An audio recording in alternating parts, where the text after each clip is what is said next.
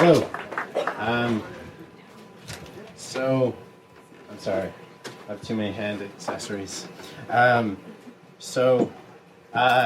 been a lifelong battle for me, but the first time it happened was when I was 12 years old.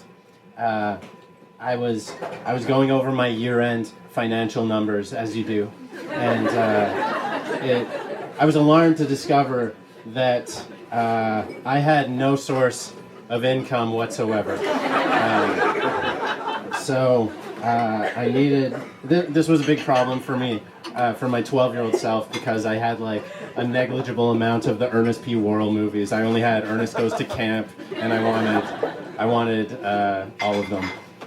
So I needed to find a way to make more dollars.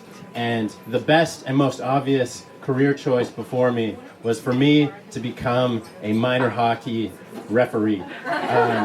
So I signed up for the course, and I went. It was to take place over the course of 2 Wednesday nights at this old high school in my hometown.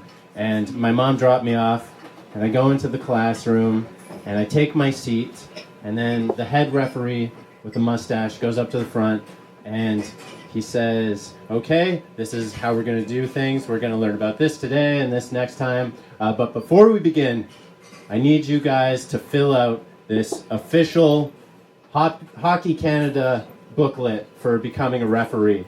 So he passed out the booklets, and on the first page, I fill out my name, my address, and then it asks some short answer questions like, why do you want to become a referee? And I wrote, because without rules, there's chaos.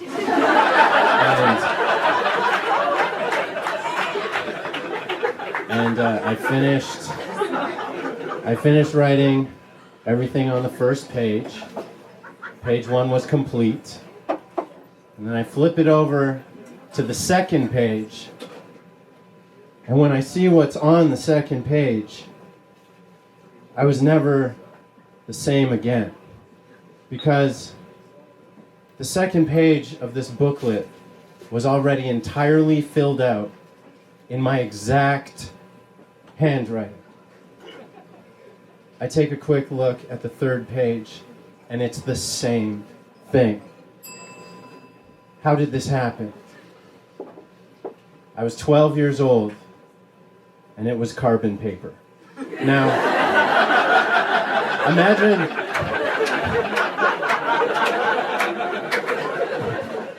for a second that you've never encountered carbon paper, that you have no idea that there's such a thing in the world as carbon paper.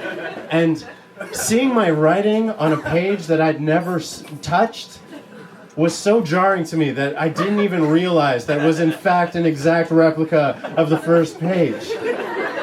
And I started not being able to breathe, and my heart felt like it was coming on my chest. I had a full-blown existential crisis, and I'm looking at all the other prospective referees, and I'm like, are any of us really here?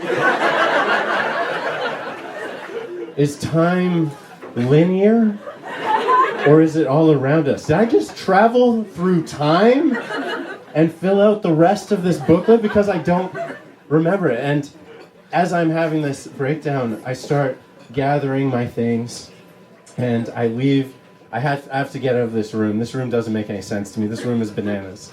So I leave the room without a word or an arm swing, and I go into the hallway, and I see the water fountain, and I go up to it to splash water on my face, and just before I get there, everything goes black. And then the next morning, a doctor tells me that I had experienced my very first panic attack, and it was not my last. When I was 13, I passed out when I walked into the arena for a playoff game that I was playing in. And when I was 14, I passed out before the Valentine's Day Much Music video dance in my high school. When I was 16, I passed out as I got into the car for my road test to get my driver's license. When I was 17, I was seduced by a much older woman, and as she was undoing my belt, I just fell to the floor in a heap. And then when I was 19, I had a panic attack on an Air Canada flight, and I passed out and I broke my nose on the steel cabinets at the back of the plane on my way down. And I was diagnosed with a panic disorder, which was especially disheartening because I wanted to say words on stage for a living. I was in my early 20s. I was training to be an actor at the University of Victoria, and I was cast in Molière's Tartuffe as Cléante. And it's like a medium to small size role, but a big challenge with the role was that I was on stage for most of the play, but I didn't have lines. I just had to stand on stage and listen. And I remember I step on stage opening night, and I look out and I see the 200 faces. And as soon as I set foot on stage, there's a voice in my head that's like, "Oh my God! If you pass out, you're gonna ruin the theater tonight."